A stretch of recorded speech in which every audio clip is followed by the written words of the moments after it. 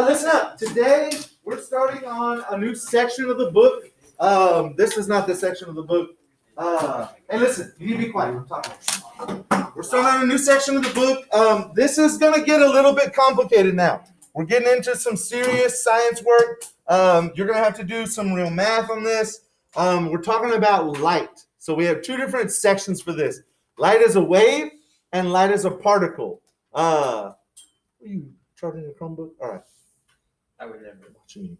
You need to ask before you move, though, so I know. Because if you get sick, and now these guys got to quarantine. Watch it. So I'm gonna have to do a lot of notes over here today. The assignment's not very long, but it is a lot of math, and so you're gonna have to use your calculator.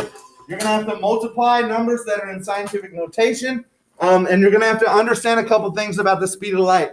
Also, one of the things you're going to have to start doing, and we're from pretty much here on out, you're going to have to do this for the rest of the year. You're going to have to know how to rearrange mathematical equations. Because for this one, the equation they give you, you will never be able to use it the way that they give you. It's already solved for something that you know. You need to rearrange it for something that you don't know. So I'm going to go through the PowerPoint. I'll make some notes as I go. And we should have plenty of time for you to do the assignment. I think it's only 8 or 9 questions, but it might take you a little while. Oh, there it goes. I was like, come on now. My board's been acting up. So we're talking about light as a wave. Tomorrow, we will do light as a particle because light behaves in 2 different ways that we can describe and talk about. So light as a wave, we're going to introduce light. Light is electromagnetic radiation. This is the scientific term for light as we see it and as we don't see it. So electromagnetic radiation is a form of energy that displays characteristics of a wave as it moves through space. And by space, we mean outer space and we mean through the space that we have around us because we can all see the light here. And so as it's traveling from this fluorescent bulb, actually they changed these out. These are LEDs now. As it's traveling from this LED bulbs, they're going directly towards you as a wave. And your eyes are able to pick up a certain spectrum, not the entire spectrum. In fact, the stuff that you can see is only a very small part of the electromagnetic spectrum. So visible light is here in the middle, and this is what our eyes can pick up. How do we describe this? It's actually from right to left. What's the acronym for this? Do y'all remember? Roy G. Biv. Red, orange, yellow, green, Roy G. Biv, blue, indigo, violet, which is all kind of scrunched up together at the end there. But that's Roy G. Biv. That's the visible spectrum. Now, all this other stuff is also part of the electromagnetic spectrum. We just don't see it with our eyes. Our eyes can't pick it up. So let's go just outside of the electromagnetic spectrum to the light side, not the high energy side, but the low energy side. Infrared's the first one here. What is infrared used for? Thermal. Yes, infrared goggles, thermal, they see heat. We also use them to see at night. When there's not enough light that our eyes can pick up from the normal visible spectrum, we have goggles that shift light from the infrared spectrum, and we can see things at night without any normal light around to see those because hot objects give off infrared radiation. So we use that. Now, does that hurt us? Are infrared goggles or night vision goggles bad for you? No, you can wear them all night long. It's not going to be an issue. It's just a goggle. Now, if we move even further to the right, we get microwaves and radar. When you microwave your Hot Pocket at home, do you stand like 6 feet back from the microwave? Or as it gets down to like the last couple seconds, is your hand on the door like ready to pop it open? Yeah. So are we scared of microwave radiation? No, it's not really going to hurt us. I mean, you don't want to like put your hand in the microwave while it's going, which by the way isn't something you can do unless you mess with the safety on it. But you don't want to microwave yourself. But in general, we're not afraid of microwaves getting out of the microwave and like hurting us or us getting cancer from them. Radar, that's what we use radar for all sorts of stuff. But to be fair, I don't even know if it's real radar today. It might be some other laser kind of thing. But radar we use to identify objects. Police officers use it to catch speeders. Although I think today it's LADAR instead of radar. Historically, we used it to identify planes flying in the sky, like air traffic control uses radar. If we move even further to the right, we have TV waves, FM and AM radio waves, and then long wave radios. If anybody's familiar with like CB radios, where you can talk to people in different parts of the country just over like radio waves. So from visible light, doesn't really hurt us, all the way over here to long wave radio waves. These are low energy parts of the electromagnetic spectrum. All of this stuff is part of light as we know it. It's part of electromagnetic spectrum. Now, if you go the other way, you quickly get into stuff that has high energy, which means that it's bad for us. Ultraviolet light. Is ultraviolet light bad for us? Sure, yes it is. What do we use to block ultraviolet light? Sunscreen blocks UV light, and some of your sunglasses have UV protection to keep the UV light from getting to your eyes. So you don't want ultraviolet light. It is a higher energy than your normal electromagnetic spectrum on the visible spectrum and all this other stuff, and it's generally going to be bad for you. X-rays. Where do you get X-rays at? Doctor. And does the doctor stand there like right next to you while they X-ray? No. They're like, you just stay here. I'm going to put this lead vest on your chest, and I'm going to step outside the door and take the X-ray. And then they click the button outside the door. Why is that? You know, if they blast you in the face with X-rays like at the dentist office, it's not that big of a deal once a year, every other year. If you're the doctor and you do it 5 times a day, every single day for like years of your life, those X-rays are bad for you. They will put excess energy, they will damage your cells, and they could lead to higher instances of cancer, which is why they put a lead vest over your vital organs, although I'd argue your brain is also vital.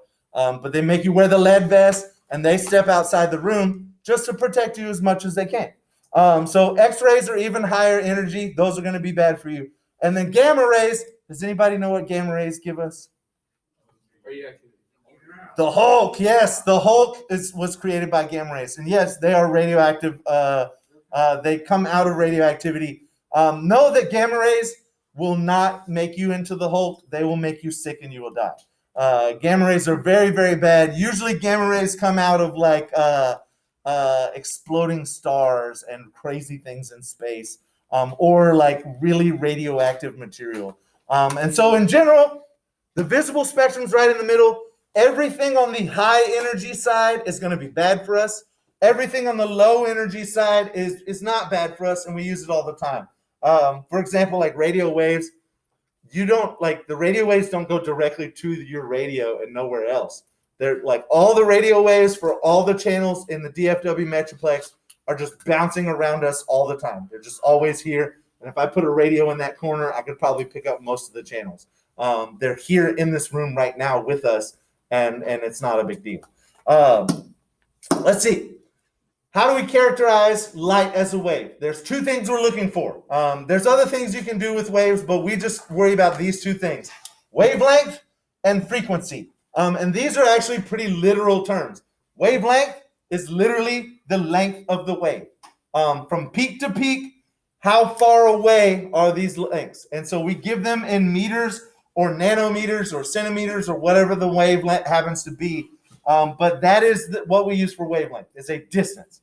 And then frequency, you're thinking about how frequent something happens. So frequency is going to be like how many times that wave comes through in a certain amount of time. So when we talk about wavelength, it's the distance between the same points on 2 successive waves. This is the this is the letter we use to describe wavelength. You can't use W. W is already taken for width. And so once all the normal letters get taken, we move into the Greek and Roman alphabets. I believe this is a Greek letter. This is called lambda, and it's an upside down Y. And so some of these letters you might be familiar with if you have brothers or sisters that are in fraternities or sororities, because they use these sometimes. But lambda here is like an upside down squiggly Y. That's going to be wavelength. Now frequency is the number of wave cycles that happens during a unit of time. Normally, they're going to use seconds for frequency. That's the base unit for time. So how many times does that wave come through in 1 second? And usually when we're talking about light, it's going to be a lot of times. It's not going to be a small number. With frequency, they don't have just a regular F. That was already taken. I don't remember by what, but they just have a fancy F. So you can see here the little fancy squiggly F. So frequency is F. Wavelength is the upside down Y, which is lambda. And those are going to be what you use. Now, in frequency, they call this hertz. And so you might have heard about this if you're into electronics at all. But hertz is how many times the wave comes through in 1 second. To be fair, we don't use hertz. We use like per seconds in the units that they give you. So we're talking about light here. We need to talk about the speed of light. The speed of light is the speed at which electromagnetic radiation travels in a vacuum. If it's traveling through the atmosphere, it will be slightly different, but not a lot. So this is the maximum, the fastest, as far as we know, anything can travel. And it is 3.00 times 10 to the 8 meters per second. And so if we're in scientific notation, let me take this with me. Hopefully it doesn't die here. That's not going to make it. If we're talking about C, which is the speed of light, I don't know why they chose C. Probably talk to Einstein about that because I'm pretty sure he's the one that used this. Times 10 to the 8th meters per second. So it travels that many meters in 1 second. If you extrapolate this out of scientific notation, it is 3,0,0,0. Yes. So 300 million meters per every 1 second, which is really, really fast. 300 million meters for 1 second for the speed of light. Let me just put an equal sign here. And the formula, which I think they're about to give you, is this. The speed of light is equal to the frequency times the wavelength. But the problem is here, what did we solve for? What's by itself on the side of the equal sign? C. Do we already know what C is? Yes, and we always will. It's not ever going to change. The speed of light is always 3.00 times 10 to the 8. So the problem here is, this is your formula. C equals fancy F upside down Y. Frequency times wavelength. You never get to use this formula. You always will have to rearrange it. So you need to know how to do that. So step one, if I am multiplying these together and I want to move one of them to the other side, what am I going to do? How do I move it to the other side of the equation? I need to divide. I do the opposite of what I'm doing. So if I'm multiplying already, I need to divide. So it doesn't matter which one, you just pick one. Let's do the F first. If I divide by F, I'm going to do it on both sides, right? And then F over F is going to cancel out, right? So what I'm actually going to get over here is the speed of light. Actually, I'll do it the other way. If F over F cancels out, I only have lambda left over here. So this is going to turn into lambda is equal to the speed of light divided by the frequency. And then the other way I can do this, instead of dividing by frequency, I can divide by lambda. So that's going to cancel out, and I'm going to have frequency is equal to the speed of light over lambda. And so if I take these away, this is the equation they give you, but you'll never actually be able to use this. There are two possibilities here. One, you're solving for wavelength, and it's the speed of light divided by frequency. Or two, you're solving for frequency, and it's the speed of light divided by wavelength. If you can remember this, it helps to know on both of these, where's the speed of light? On top. And what kind of math are you doing? Dividing. And then the other thing, the thing that they give you, they have to give you this number or you can't do the problem, is going to be on the bottom. So if you can remember, I always put the speed of light on top. I always put the other number that they give me on bottom, and then I just divide. You should be able to get through these problems fairly easily, I guess. So they're going to give us some examples. I'm gonna plug my computer in before it dies and I'll lose my video. Wonderful. So, here's your example problem. What is the frequency? So they want to know what is the frequency. So they got to give us the wavelength.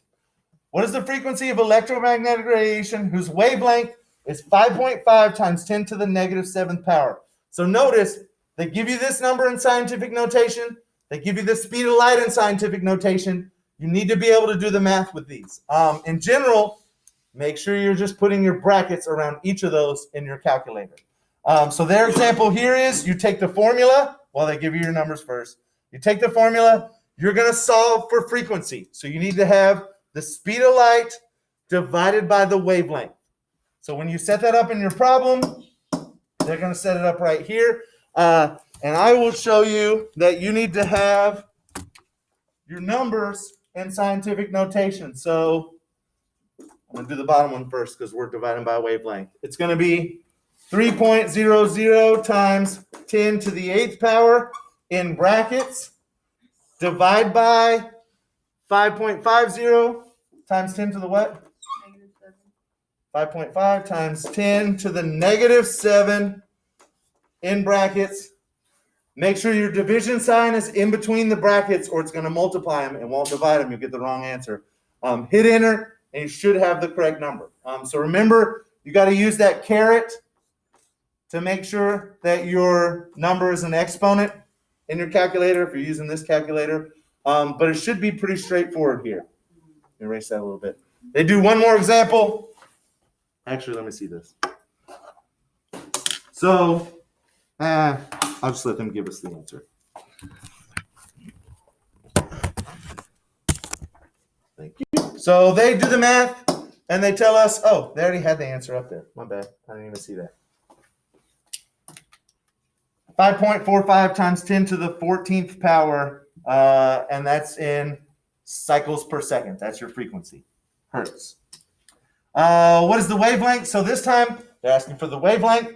They give us the frequency, and we already know the speed of light, so we're going to set it up the same way. You're going to have the speed of light on top. The other number that they give you, 6.5 times 10 to the 14th on bottom. You're going to pop your brackets around it. You're going to divide, and it should spit out your answer, 4.62 times 10 to the negative 7th meters. So no, that's really, really small. Usually your wavelengths aren't large like you can see them.